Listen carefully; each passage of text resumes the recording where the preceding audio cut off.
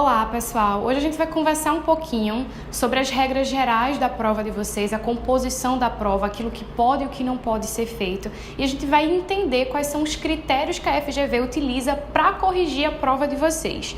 Isso a gente vai fazer num primeiro momento da nossa aula, porque é interessante que vocês tenham essa base antes da gente entender o que pode e o que não pode ser feito no Vadimeco. Então, em resumo, essa aula ela vai ter dois momentos diferentes. Primeiro, a gente vai conhecer o edital, vai conhecer a prova, quais são os critérios da banca e depois eu vou passar para vocês as orientações de como vocês vão marcar o Vadimeco, ok? Primeiro, então, vamos começar a estudar o edital e a prova de vocês.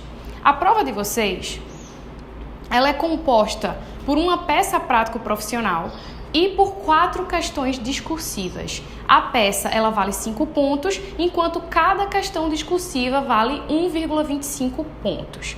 Como é que funciona a nota? Vai ser feita a soma dessa peça prático-profissional com a soma de cada uma das questões. E essa soma ela tem que ser no mínimo de 6 pontos para que você seja aprovado na segunda fase. Okay? Então, a peça vale 5, cada questão vale 1,25 e você somando tudo tem que atingir pelo menos 6 para ser aprovado na segunda fase. Dito isso, vamos falar um pouquinho da peça prático-profissional e de como ela deve ser feita, quais são as regras que vocês devem observar para não cometer alguns errinhos que podem simplesmente zerar a prova de vocês ou anular a prova de vocês sem ter nada a ver com o conteúdo. Porque uma prova desse porte é como uma prova de vestibular, como uma prova de concurso. Não basta você saber o conteúdo, você tem que colocar o conteúdo no papel do jeito que a banca quer. Então, para vocês não cometerem esses erros, eu vou trabalhar aqui com vocês. Primeiro, o que deve ser feito na peça, quais são as regras que devem ser observadas na peça e depois como vocês vão construir as respostas das questões, ok? A peça, ela tem uma estrutura padrão. Toda e qualquer peça de processo penal, de direito penal, vai ter essa mesma estrutura. A peça, ela começa com endereçamento. Excelentíssimo senhor doutor juiz de direito, excelentíssimo senhor doutor desembargador. A peça ela vai sempre começar com no topo um endereçamento. Depois desse endereçamento você vai ter um espaço de mais ou menos 5 linhas, onde vai se iniciar o preâmbulo da peça, que é aquele padrão, fulano de tal, devidamente qualificado nos autos, etc. E é onde você vai inserir o nome da peça e o artigo de fundamento da peça. Depois disso você fala dos fatos, abre um tópico para os fatos, abre um tópico para o direito, abre um tópico para o pedido. Feito isso, você vai fechar a sua peça e se for uma peça que precise, você vai fazer um rol de testemunhas. Então, toda a peça, ela segue esse padrão. Claro que, por exemplo, nos recursos, vocês vão ver que a gente faz uma peça dupla, mas de toda forma, essa petição dupla de interposição em razões que é feita nos recursos, ela também segue esse padrão. Endereça, faz preâmbulo, depois faz os fatos, faz o direito, pede alguma coisa e fecha a tua peça. Sempre vai ter esse padrão, ok? Então, quais são os cuidados que vocês vão ter que ter em cada momento da peça?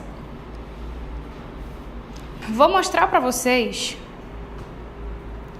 aqui um modelo de peça, para vocês terem uma noção de como é essa peça aí, ela já está na folha definitiva que vocês vão utilizar na hora da prova. Assim vocês já observam mais ou menos como vai ser, tá? E analisem aí que logo no início tem o endereçamento, aquele espaço em branco que eu mencionei, já entra o preâmbulo com a qualificação, se for o caso vocês vão mencionar a procuração aí, nome da peça, artigo de fundamento da peça e aí você começa propriamente o conteúdo da peça, fatos, direito, pedido. Depois que você fizer fatos, direito, pedido, você vai fazer o fecho da peça, que é esse trecho aí no finalzinho que vocês estão vendo. Nesses termos, perideferimento, local, data e a sua assinatura, que é óbvio você não pode colocar seu nome, senão você vai identificar a sua prova, então você somente vai colocar advogado, 3 pontinhos, OAB, 3 pontinhos.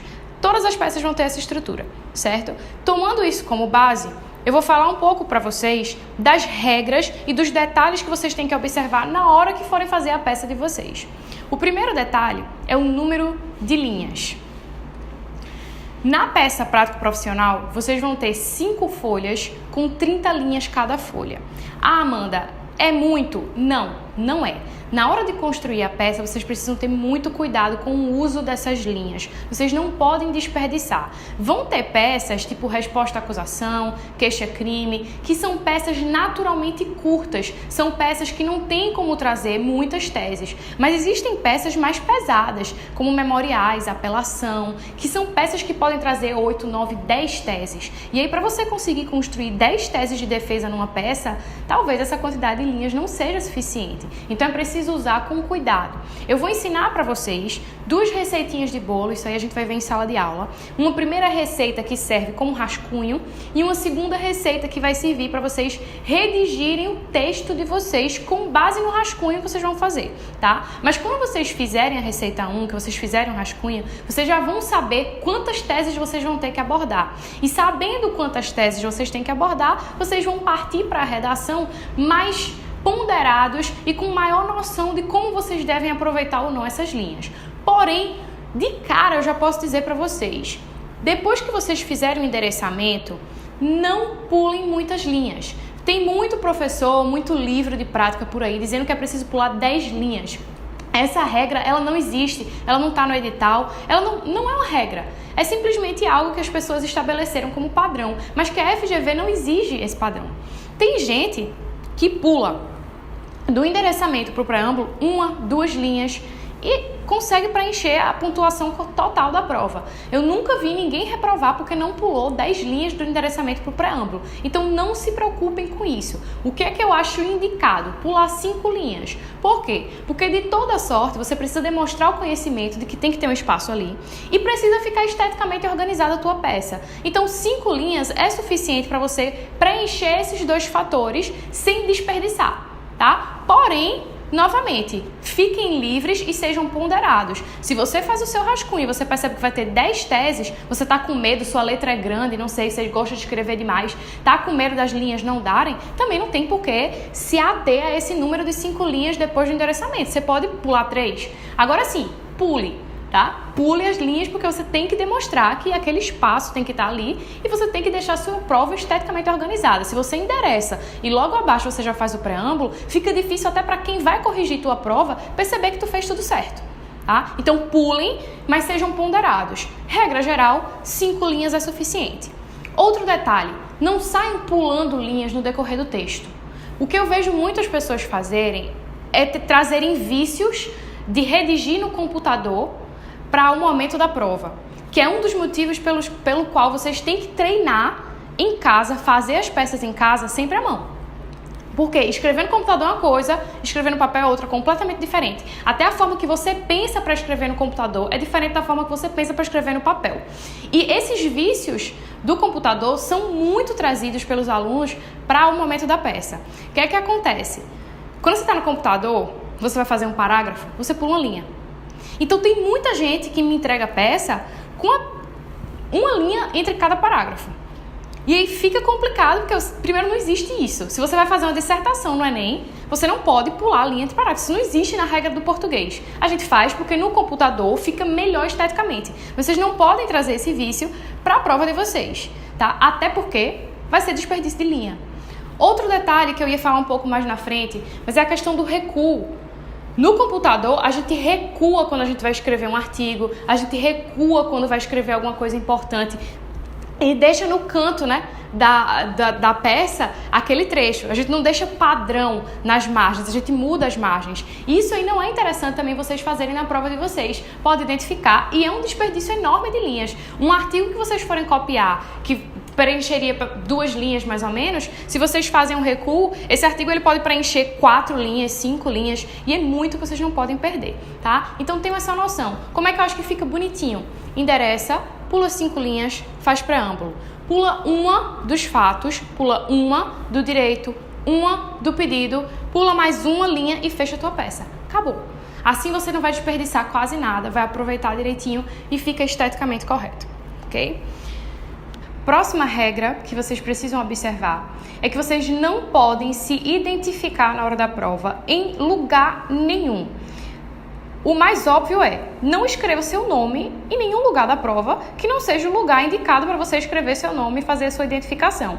Ponto. Mas isso é óbvio, não é? Existem outras formas de vocês se identificarem que não seja escrevendo o nome de vocês. Vocês podem se identificar colocando um número onde não deve, um caractere onde não deve, um símbolo onde não deve. Tem gente que quando está pensando fica rabiscando, faz um desenhozinho, pronto, acabou. Tira um 0 porque identificou a prova. Então, se vocês se identificam, vocês podem zerar a prova de vocês e serem anulados, serem eliminados do exame, tá? Então, tomem muito cuidado para não se identificar. Evitem qualquer desenho diferente, qualquer forma textual diferente, qualquer coisa que possa dar margem para as pessoas dizerem, olha, isso aqui foi uma forma de identificar o candidato. Tomem esse cuidado, tá? Quais são os pontos mais críticos para a identificação e que geralmente os alunos cometem erros? Primeiro, o endereçamento. É muito comum que as pessoas escrevam excelentíssimo senhor doutor, juiz de direito da vara, e aí vem um vício do computador que pode gerar uma identificação de peça. Se usa um underline. Só que o edital, ele é expresso, ele diz o seguinte, todas as informações que a prova não der, você só pode utilizar 3 pontinhos. Simples. Não é 3 pontinhos com aspas, não é 3 pontinhos entre parênteses, é só 3 pontinhos. Então, se vocês não sabem a informação, se vocês não sabem qual a vara, qual o local, qual é a data, vocês vão só colocar 3 pontinhos. Isso serve, inclusive, para a qualificação do cliente de vocês. Vamos ver. Eu disse que a peça começa com endereçamento, certo? Excelentíssimo senhor, doutor, juiz de direito da... Aí você não sabe o número da vara, não sabe qual é a vara. O que é que você vai colocar? 3 pontinhos, vara criminal da comarca. Talvez a prova não te diga a comarca. Pode ser que ela diga Recife, Pernambuco, Rio de Janeiro. Pode ser que diga, pode ser que não diga. Se você não sabe, você nem inventa, nem faz xxx, nem faz esse underline aqui. Isso aqui, ó, se vocês trocarem isso aqui pelo underline, isso é muito comum. Por quê? Porque no computador é assim que a gente faz. Nas aulas de prática de faculdade é assim que a gente faz. Mas para FGV, isso aqui é proibido. O que é que vocês vão utilizar? 3 pontinhos. Da comarca de 3 pontinhos. O endereçamento ele tem que ser feito assim. Não acrescentem nada que não seja isso, tá? Fora o endereçamento, ponto crítico, qualificação do cliente. No preâmbulo pode ser que você venha dizer João, fulano de tal, aí você tem que colocar nacionalidade, estado civil, RG, CPF. Só que você não sabe, e é óbvio que a FGV não vai se dar o trabalho de dar uma qualificação completa de uma pessoa só para você preencher na peça. Então, se você não sabe, não invente. Não vá deduzir que o processo está em Recife, o cidadão é brasileiro, e inventa uma profissão para ele por causa do que está no enunciado. Vocês não podem inventar nada, tá? Tem que ser o que está na prova, o que está no papel e ponto. Então, na qualificação do cliente de vocês, vocês têm que ter o cuidado para fazer assim, ó, utilizar os 3 pontinhos. Tipo, fulano, aí você não sabe. Então, você coloca nacionalidade, 3 pontinhos, estado civil, 3 pontinhos, RG, 3 pontinhos e por aí vai. É muito comum que as pessoas façam isso aqui, ó.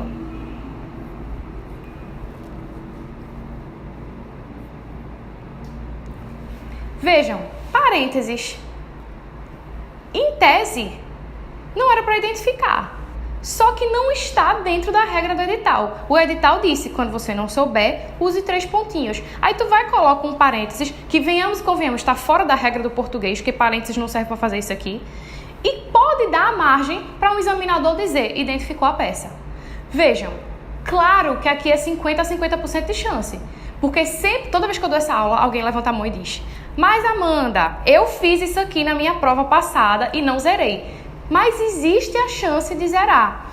Basicamente, quase tudo que eu vou dizer nessa aula para vocês, gente, são cuidados a serem tomados para evitar situações ambíguas, tá? Nem tudo aqui é preto no branco. Ah, se você fizer isso, você vai zerar. Não tenho como garantir, porque a prova ela tem correções diferentes, tá? Porém, o que eu posso ensinar é ensinar vocês a fazerem tudo com a maior cautela possível para ninguém no mundo poder dizer que você se identificou, que é o mais seguro.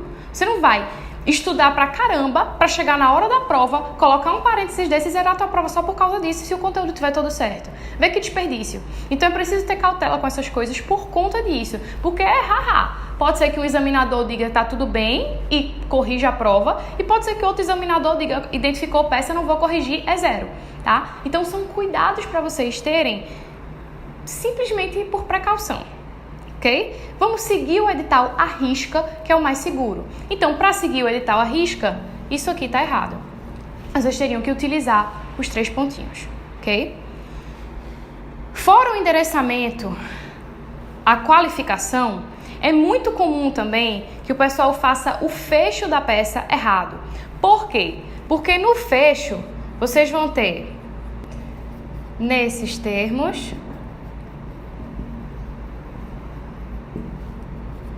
pede deferimento. E aí você tem que colocar local, data, advogado, OAB, número. Isso aqui é o terreno propício para identificação.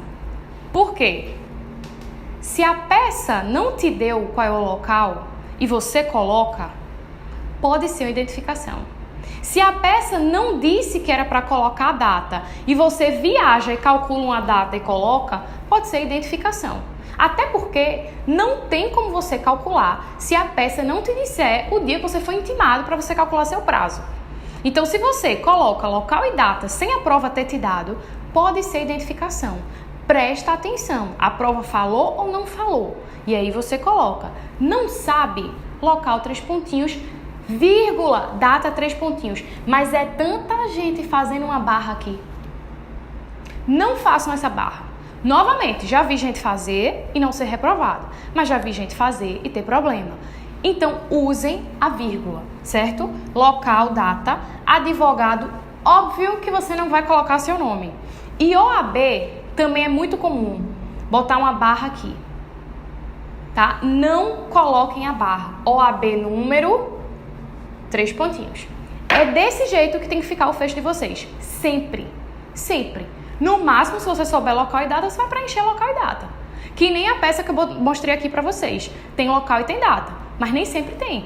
Nem sempre a peça exige que vocês coloquem isso aqui. Então não preencha. Ok? Percebam, o uso de caracteres, símbolos e números podem prejudicar e gerar identificação de vocês. Nem sempre identificar é só escrever o nome. Outras coisas podem gerar identificação. Fora o fecho, o hall de testemunhas também é um local meio crítico. Por quê? Primeira pergunta que todo mundo me faz é: Amanda, eu tenho que inventar nome? Não. Já disse para vocês, nada vocês inventam. Se a prova não deu, vocês não inventam. Quantas testemunhas eu devo colocar? Vejam só.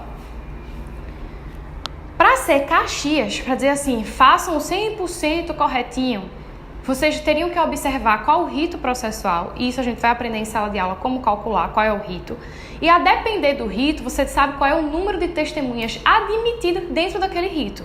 Sabendo isso, o adequado seria você arrolar o número de testemunhas daquele rito, tá? Mas isso é sendo extremista, assim, tipo 100% perfeito, tá? Mas, se vocês fizerem apenas um rol com 3 testemunhas, já é suficiente. A FGV nunca exigiu que o rol tivesse o mesmo número de testemunhas admitido para o rito. Nunca, tá? E nem exige, tem que ter 2, tem que ter 3. O edital não diz nada. Então, a gente diz que 3 é suficiente porque é um número padrão, mais ou menos, que vai servir para todo e qualquer rito e não vai estar errado. Então, se vocês colocarem 3 testemunhas, já tá bom. Amanda, mas se a prova não diz que teve testemunha? Veja, se a prova não diz, mas a peça que você está fazendo é uma peça que tem rol de testemunhas necessariamente, tipo resposta à acusação, queixa-crime, Você tem que demonstrar para o examinador que você sabe que naquela peça cabe um rol de testemunhas, mesmo que a prova não tenha te dito, a testemunha foi José, Maria e João. Se a prova disser que foi José, Maria e João, você coloca José, Maria e João. E se a prova não disser nada, mas for uma peça que tem rol, você faz o rol, mas não coloca os nomes, porque você não sabe os nomes. Então você faz assim, rol de testemunhas. 1, 2, 3, certo? Se a prova disser o nome, você coloca. Se a prova não disser, nome, 3 pontinhos, e aí você pode ou qualificar de maneira completa essas testemunhas, ou você pode simplesmente colocar nome, CPF e endereço. Novamente, o edital, ele não exige nenhum critério específico para isso aqui. O importante é que você mostre que sabe que tem que ter um rol ali e que esse rol tem que conter a qualificação da tua testemunha, pelo menos uma qualificação suficiente para ela ser intimada, ok? Então, cuidado com o rol. Não vão fazer qualificação que nem eu falei, criando parênteses, colocando xizinho, colocando aspas, tá? Nada disso é permitido. O que é correto mesmo pelo edital é o uso dos 3 pontinhos, ok? Fora isso, outro cuidado que vocês têm que ter é com a letra de vocês. Eu coloquei aí no slide que, como uma das regras, a questão da letra de forma. Por quê? Porque muita gente me pergunta se pode mudar de letra no decorrer do texto. Começa a escrever normal e depois coloca, por exemplo, o nome da peça em letra de forma, que é como estava na peça que eu mostrei para vocês. Deixa eu voltar aqui. Vejam aí. Toda a escrita do endereçamento ao preâmbulo tá tudo com a letra normalzinha. Quando chega no nome da peça, ela tá toda em maiúsculo, numa letra de forma. Por que isso? Porque é interessante que o nome da peça, ela tenha destaque na tua peça, na tua prova. Que o examinador bata o olho e já veja que você acertou a peça. Por quê? Porque se você errar o nome da peça, você zera. Então é interessante que haja um destaque para o nome da peça. Eu nunca vi, gente, uma pessoa reprovar porque botou uma letra de forma no nome da peça. Nunca. Inclusive, tem gente que gosta, além de botar a letra de forma, pular uma linha para deixar o nome da peça sozinho na linha, que nem vocês estão vendo aí. Por quê? Novamente, para chamar a atenção para o nome da peça. Então, é indicado fazer isso, sim, para chamar a atenção. Porém, é indicado você mudar o formato da sua letra apenas nesse momento. Talvez até para fazer dos fatos, do direito do pedido, você pode fazer tudo maiúsculo, tudo de forma, para ficar organizadinho. Porém, não saiam mudando a letra no meio do texto, no meio da redação das teses, porque fica parecendo que é identificação de peça. Vale isso também para vocês não ficarem usando sublinhado. Gente, sabe negrito de computador? Eu já vi aluno tentando fazer isso na peça escrita, passando a caneta não sei quantas vezes em cima daquele mesmo texto para ficar destacado. Não façam isso. Não venham com sublinhado, com itálico, com negrito, isso é coisa de computador, tá? Na redação de vocês tem que estar clean, tem que estar uma redação normal, padrão dissertação, tá? Agora, quer botar de letra de forma o nome da peça? Super indico, faça para chamar a atenção. Outra coisa, Amanda, que eu posso colocar para ficar diferente, dos fatos do direito do pedido, só. Ah, Amanda, minha letra é feia. Posso escrever todo de letra de forma para garantir que vão entender minha letra? Pode. Você também pode fazer ela inteira, a peça inteira na letra de forma, responder as questões, tudo em letra de forma, não tem problema. Eu só, peço que tenham cuidado, quem for optar por fazer dessa forma, para saber diferenciar bem quais são as letras maiúsculas das minúsculas. Só. Mas não tem problema quem quiser fazer a prova toda de letra de forma. E quem não quiser fazer, mas quiser utilizar, utilize só nesses momentos pontuais. Não fiquem mudando o estilo da letra de vocês no decorrer da resposta, ok? Deixa eu voltar lá. Então, número de linhas, não identificação, letra de forma. Nome e fundamento da peça. A gente acabou falando indiretamente disso. O nome da peça de vocês, ele é determinante. Por quê? Porque se vocês erram o nome, automaticamente vocês estão eliminados da prova, vocês já vão receber uma nota 0. Vocês precisam colocar o nome correto da peça. Ai, meu Deus, fica todo mundo nervoso com essa regra. Mas, gente, em penal Isso não é um problema. Pode ter certeza, eu garanto, vocês vão começar o curso com medo de errar o nome da peça. Quando chegar no final, a menor das preocupações de vocês vai ser o nome da peça. Porque em penal a lógica ela é muito clara. A gente tem uma linha do tempo muito clara, atos processuais muito claros. E o cabimento de cada peça é muito específico. É muito difícil você confundir uma peça com outra dentro do direito penal. Isso, inclusive, é uma das vantagens da nossa matéria. Tá? Então, não se preocupem com isso. Os nomes das peças vocês não vão errar e não vão ter dificuldade. À medida que a gente for estudando, vocês vão pegando o jeito. Ok? Porém, é preciso saber que o nome da peça pode zerar a sua prova. Por quê? Existem dois casos específicos que eu vi acontecer, que eu sempre gosto de alertar. Um foi o caso do agravo em execução. O primeiro agravo em execução que caiu foi o que eu fiz, foi minha prova. E dentro da minha sala de prova, tinha uma menina que era da minha sala da faculdade. E assim que a gente saiu juntas, ela chegou para comentar comigo. Ai, Amanda, eu fiz uma prova excelente, mas eu não lembrava de jeito nenhum o nome do agravo. Aí eu fui lá e coloquei agravo de instrumento. Só que, gente, não tem agravo de instrumento no processo penal.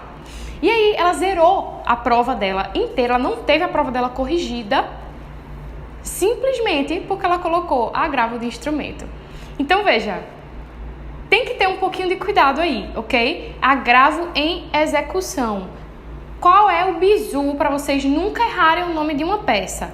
Procurem o artigo que prevê o cabimento dela. Por quê? Se vocês copiarem o nome da peça do jeitinho que está dentro do artigo, não tem erro.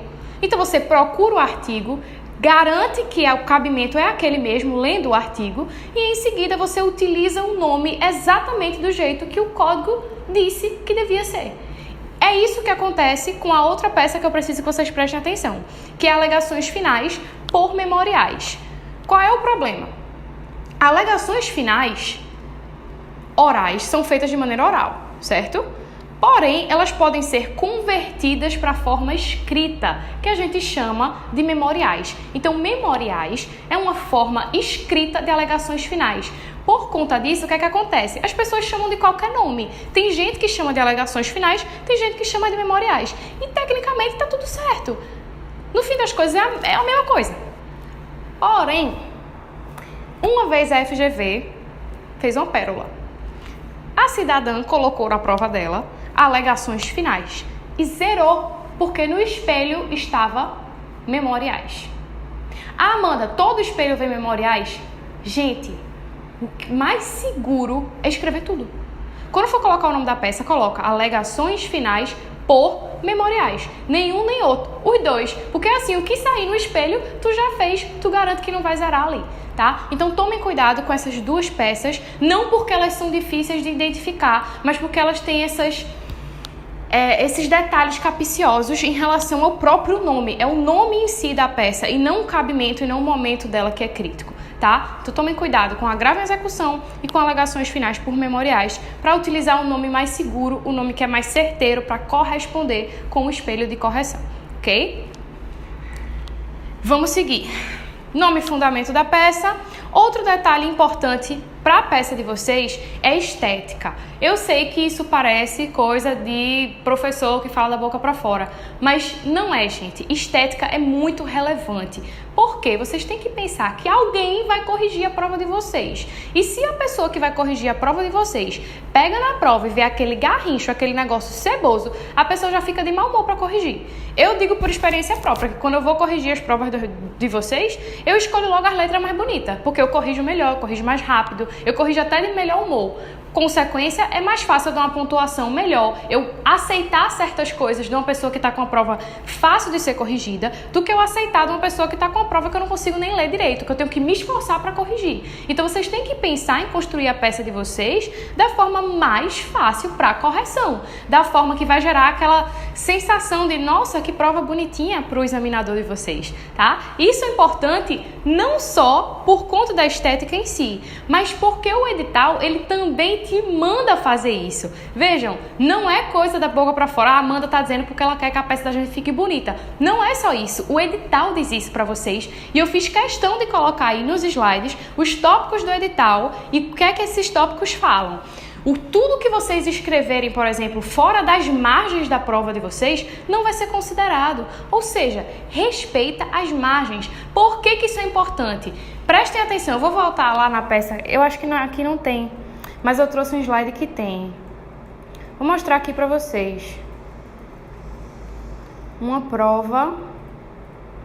Essa aqui já dá para perceber. Prestem atenção que as linhas terminam e tem um espaço em branco de cada lado. Se vocês escrevem ultrapassando esse retângulo, esse quadrado que está aí para vocês, tudo que for escrito fora não vai ser considerado para a nota de vocês.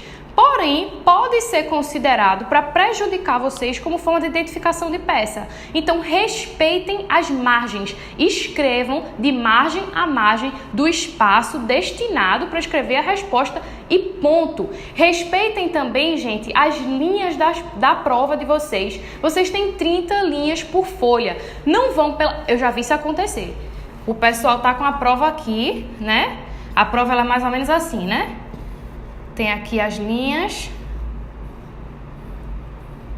1, 2, 3, 4, 5 numeradas, tá? E aqui tem peça, né? E esse espaço aqui em branco, que é o espaço que vocês não podem escrever, tá? Aí o que é que eu já vi cidadão fazer? 30 linhas era pouco. Aí o que é que a pessoa vai lá e faz? Cria mais uma. Gente, tem que respeitar a folha impressa, tá? Não vão modificar a estrutura da folha de resposta de vocês. Obedeçam as margens, obedeçam as linhas, façam os recuos direitinho dos parágrafos. For começar a dizer alguma coisa, começa aqui, segue. Vai fazer outro parágrafo? Começa do mesmo ponto, porque fica organizado, fica fácil de corrigir e fica fácil de encontrar as teses. Vocês não fazem ideia da quantidade de pessoas que precisam recorrer para passar quando a resposta...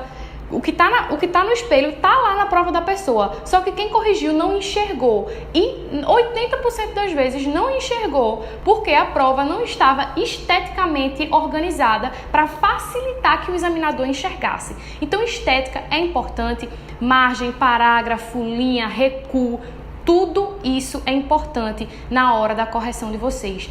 Ai, Amanda, é muita coisa, porque fora isso eu ainda tenho que aprender direito.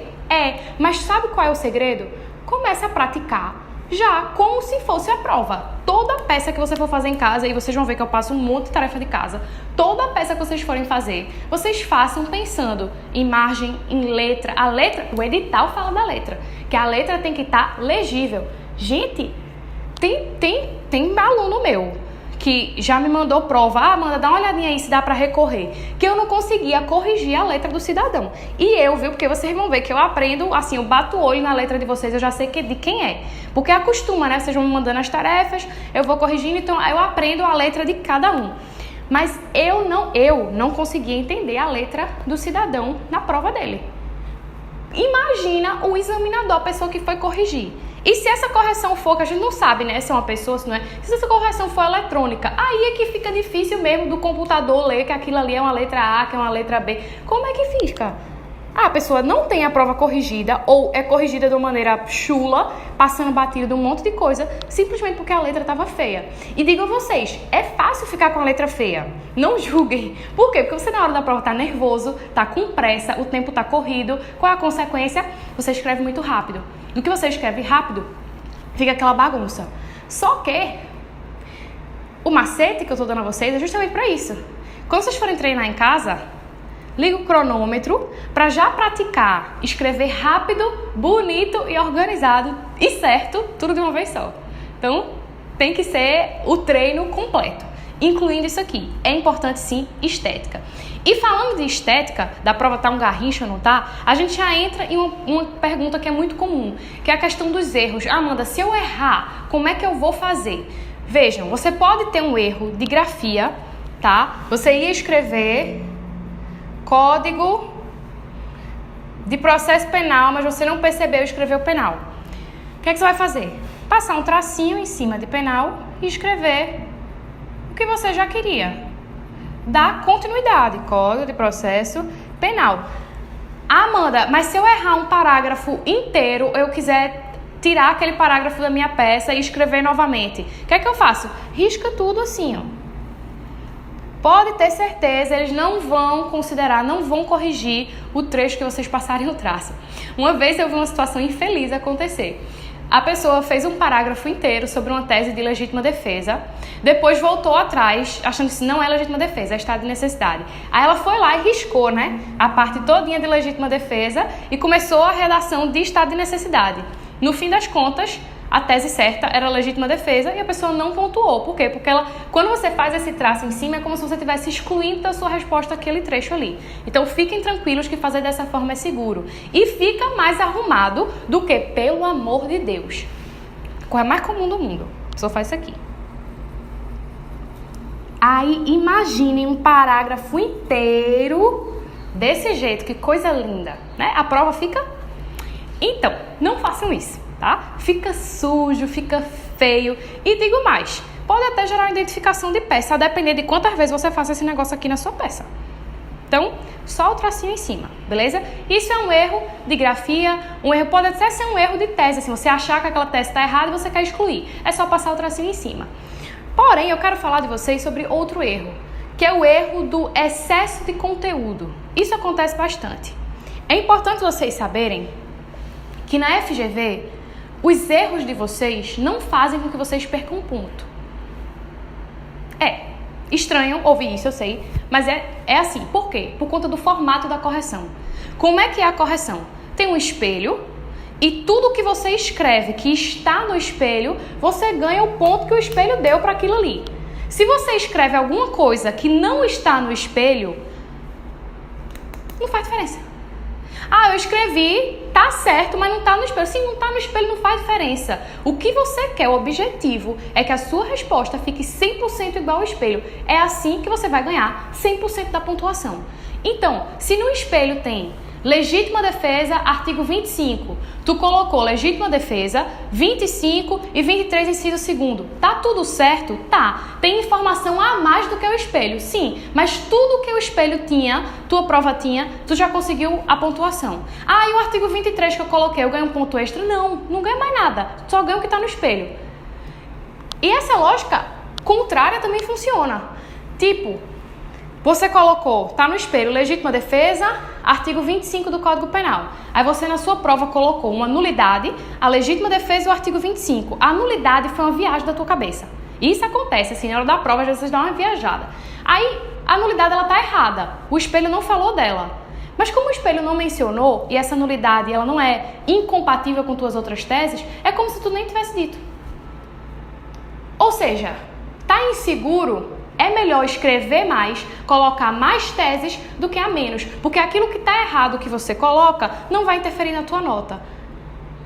Ok? A gente costuma dizer que o que abunda não prejudica. Tá? Então é interessante vocês saberem isso. Só tem uma observação, ok? Que eu preciso fazer. Porque às vezes as pessoas escutam isso como uma carta branca para sair escrevendo na prova tudo que bem entender. E não é bem assim. Por quê? Se a tua resposta errada for incompatível com a resposta que está no espelho, você não vai pontuar. Legítima defesa e estado de necessidade são duas teses conflitantes. Por quê? Porque não dá para ser os dois ao mesmo tempo. Ou é legítima defesa ou é estado de necessidade. Se na tua peça tu coloca as duas coisas, tipo assim, que é o aluno que não sabe mesmo, né? Eu não sei o que é, eu vou sair colocando tudo. E aí você coloca todas as excludentes de licitude na tua peça. É óbvio que você não sabe qual é. Tu vai pontuar? Não, né? Não pode pontuar legítima defesa e estado de necessidade ao mesmo tempo. Então também não é assim, tiro para todo lado, eu vou sair escrevendo tudo e o que tiver certo vai pontuar, o que não tiver, dane-se, vai desaparecer. Não, não é assim. Tem que ter um cuidado para não sair colocando teses incompatíveis. Por outro exemplo, desistência voluntária e arrependimento eficaz. Os dois institutos estão no mesmo artigo e são muito semelhantes. E é muito comum que as pessoas não saibam diferenciar. Vê o caso concreto e não sabe dizer qual é, se é desistência ou se é arrependimento. Aí a pessoa vai lá e escreve os dois na resposta. Óbvio, não vai pontuar, porque você tem que saber qual é. Os dois não podem, os dois ao mesmo tempo não existe. Tá? Então tomem cuidado, isso não é uma carta branca. Agora, isso serve para se você está inseguro, se você sabe que aquela tese ela pode ser, mas você está naquela... se o cabimento é, se não é, mas ela não é incompatível com as outras que você tem certeza, aí você coloca de precaução, tá? Não vai prejudicar. Vamos dar sequência aqui. A redação das teses de vocês.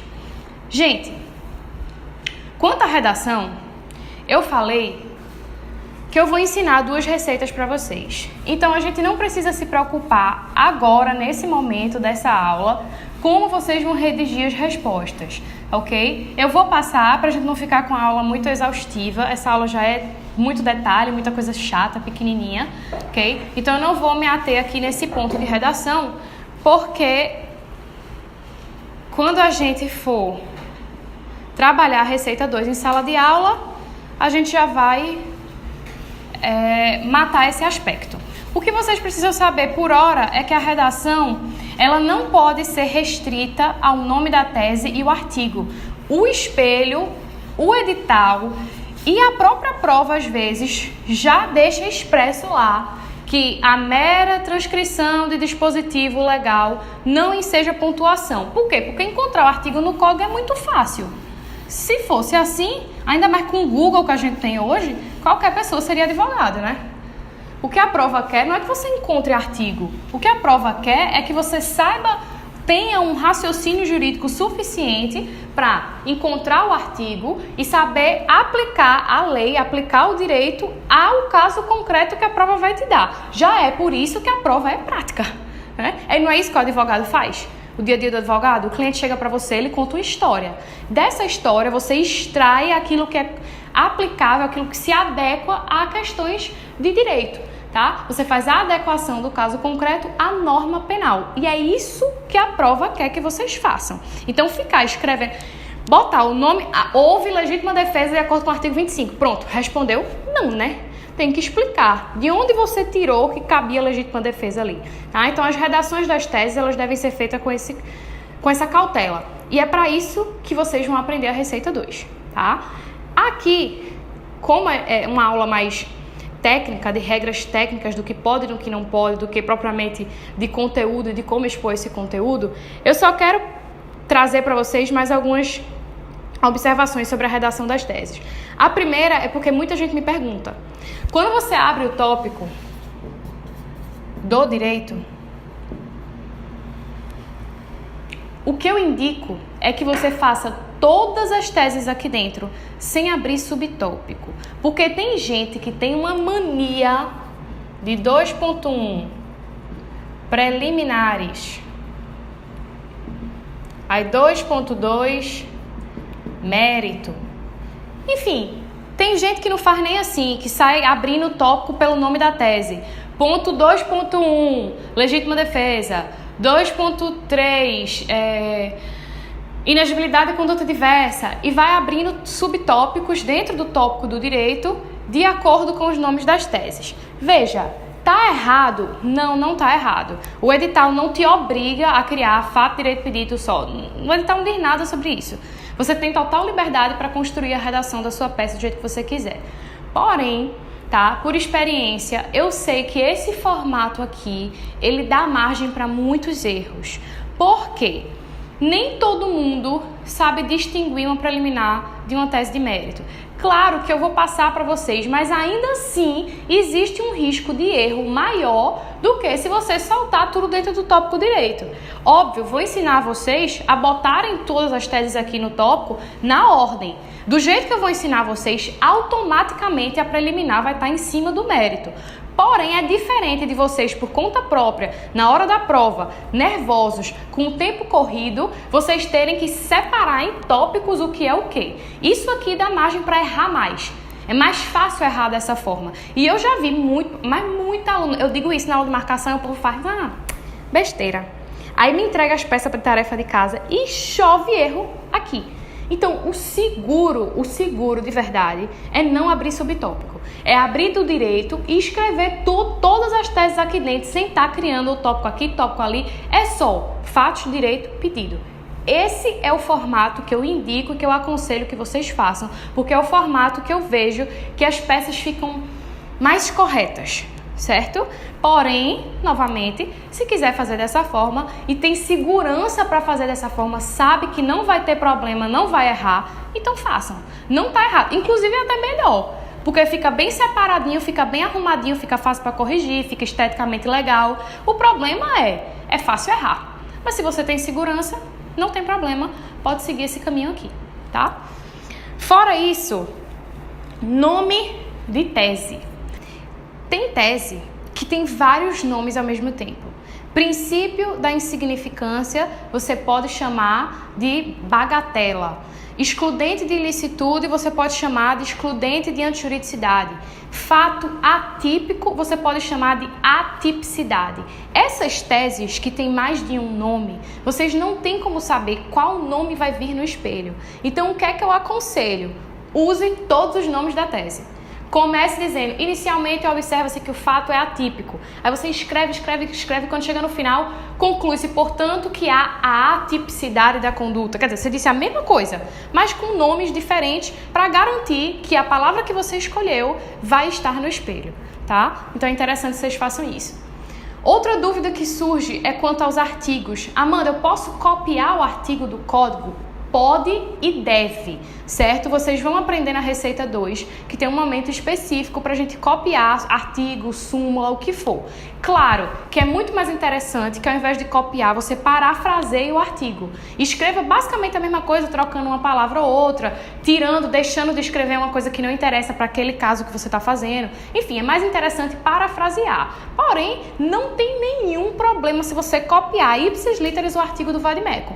Muito pelo contrário. Existem espelhos que várias pontuações, tipo assim, 0,10 vai para uma palavra, 0,10 vai para outra, 0,10 vai para outra, que tá tudo dentro do artigo. Aí se você copiou o artigo, você já pontua 0,30 numa talabada só, tá? Então é indicado sim que vocês copiem. Porém, lembrem-se, não copiem fazendo recuo. Copiem como se fosse vocês que estivessem dizendo aquilo ali. De acordo com o artigo tal, aí você copia todinho, parafraseia, como for. Mas faça dentro do padrão do resto do seu texto. Não vai mudar a letra, não vai fazer sublinhado, não vai fazer recuo. Segue em frente, escreve o artigo lá dentro do texto como se não fosse uma cópia, tá? Não tem problema isso. Redação dos pedidos. Nos pedidos, a única dúvida que surge assim com frequência é se pode topificar, tá? Ante o exposto requer 1. A nulidade do processo a partir do ato tal. 2. Absolvição de acordo com o artigo tal. Pode sim topificar o pedido. Inclusive, é indicado que você topifique se o pedido for longo, tá? Se você tem 10 pedidos numa peça só, isso acontece em memoriais e apelação. Acontece fácil. Você não vai fazer tudo num texto só, que vai ficar uma misturada. Fica difícil perceber se você respondeu ou não respondeu tudo. Então, é melhor que fique em tópicos. Ah, Amanda, eu faço esses tópicos como? Parênteses, parênteses, pontinho. Não importa, gente. A FGV não é chata com esse aspecto aqui, porque topificar é um negócio que fica a critério realmente de cada um. É difícil você dizer, aquele tópico em específico ali foi identificação de peça, tá? Não se aperreiem com isso. O padrão, eu acho, é vocês usarem um pontinho, 2 pontinhos, 3 pontinhos, tá? Eu acho que é o mais padrão, mais arrumadinho, mais seguro, mas também isso aqui não é uma regra fechada, tá? Tipo, só pode fazer assim. Então, topifiquem sim os pedidos de vocês, fica mais fácil para corrigir, fica mais organizado e fica certinho, ok? Não tem problema. Outro detalhe dos pedidos que as pessoas costumam errar bastante é esquecer de colocar o artigo. Tem gente que pensa assim, quando eu falei de legítima defesa no tópico do direito, eu já coloquei todos os artigos. Porque danado, quando eu chegar no pedido, eu tenho que repetir. Tem que repetir sim, porque o espelho às vezes pontua a mesma coisa no direito e no pedido. Se tu acertou uma vez, tu pode pontuar 2 vezes, mas tem que ter escrito nos 2 lugares certinhos. Escreve no direito e repete no pedido. Qual é a diferença? No pedido é pay buff. Se no tópico do direito tu tem que explicar, houve uma legítima defesa, porque no caso o cidadão repeliu com a arma tal, que era a única que ele tinha disponível. Você tem que explicar no tópico do direito porque você está alegando tal tese. No pedido não, é pay buff. Absolvição por excludente de ilicitude com fulcro no artigo 386 tal do Código de Processo Penal. Acabou. O pedido, em uma linha você faz o pedido para uma tese que você escreveu em 5 linhas lá no tópico do direito, tá? Então, no direito, você vai desenvolver a tese. No pedido, tu só vai dizer o que quer, o artigo que fundamenta teu pedido e acabou-se. O pedido é, eu quero isso, Quero isso, isso, isso, isso. É o resumo do resumo. Mas não pode faltar o artigo que fundamenta o teu pedido, ok? Nunca pode faltar artigo. Gente, artigo é um negócio que... Nossa, eu não sei nem como dizer a vocês a importância do artigo, porque eu sempre digo e ainda tem gente que deixa de colocar e se dá mal por conta disso.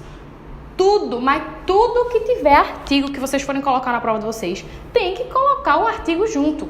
Se tiver mais de um artigo, bota todos os artigos que tiverem, tá? Artigo e súmula, se tem que colocar, porque sai no espelho, mas sempre sai. E sai com pontuação separada. Ah, mas eu botei legítima defesa, só esqueci o artigo 25. Aí o espelho faz, sabe o quê? Dá 0,25 pro nome e dá 0,25 pro artigo. Se tu só colocou um, tu só pontua 0,25. Se colocou os dois certinho, pontua cheio 0,50. Então, tomem esse cuidado assim, já comecem de agora. Quando forem praticando, estudando, já vão estudando os assuntos com o vade-mecum do lado, procurando os artigos, para ir se familiarizando com os artigos. Eu sei que estudante de Direito não tem costume de usar vade-mecum em sala, e isso é uma dificuldade quando a gente vem fazer o AB, porque a gente não é familiarizado com o VAD, a achar artigo, a decorar número de artigo. Isso é algo que vocês precisam desenvolver num curto período de tempo, então eu já alerto vocês quanto a isso. Comecem a se familiarizar com o código e a ter essa prática de saber onde estão as coisas dentro do vade-mecum. Isso é uma dificuldade de muita gente, que é natural. Mas, se é uma dificuldade, precisa ser vencida e quanto antes vocês começarem a lutar contra ela, melhor, ok? Então, tem aí um modelo de espelho para vocês verem como é que fica, tá? Para não dizer que, Amanda, tá, isso é tudo história de Amanda, né? Que é engraçado como vocês duvidam das coisas. A gente fica dizendo e duvida. Aí eu mostro o espelho, né? É a história do mata-cobra e mostra o pau. Olha aí um espelho para vocês. Vejam essa parte da legítima defesa.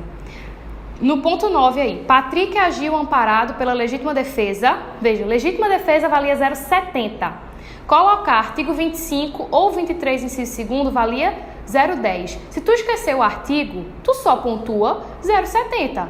Se esqueceu o nome legítima defesa e botou o artigo, só pontua 0,10. Mas o conjunto do tópico 9 vale 0,80. E aí vejam, no ponto 10, Patrick utilizou dos meios necessários para repelir injusta agressão atual. Isso aí, se você tivesse copiado o artigo 25, você já ia ter preenchido esse tópico aí. Porque é exatamente o que está escrito no artigo 25.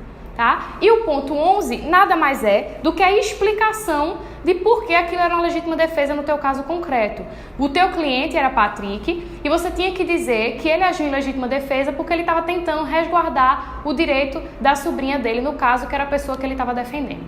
Okay? Então percebam aí como o espelho é construído e já comecem a pensar de agora que toda vez que vocês forem responder uma peça ou uma questão, vocês têm que fazer com que a resposta de vocês se aproxime desse padrão aí de espelho, porque é isso que importa, é o que está no teu papel de resposta, está correspondente com o que tiver no espelho de correção, ok? Eu vou fazer agora um intervalozinho, tá? Pra gente fechar esse bloco que ficou muito longo. E depois a gente volta, eu vou mostrar pra vocês alguns exemplos de peças, pra gente identificar juntos alguns erros que outras pessoas cometeram, pra vocês não cometerem esses erros. E depois a gente vai falar um pouquinho das questões, ok? Até já!